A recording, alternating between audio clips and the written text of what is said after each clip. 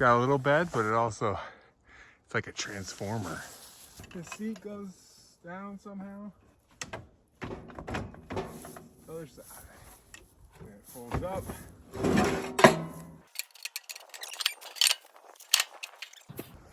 It's not push button, right? Put a little work into it.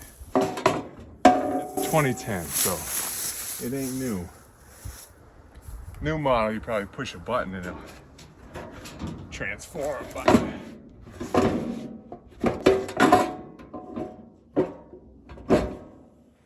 There, you got a longer bed. It's practically a truck. That's why I couldn't find one. I searched for months. Couldn't find one that I wanted. This wasn't for sale yet.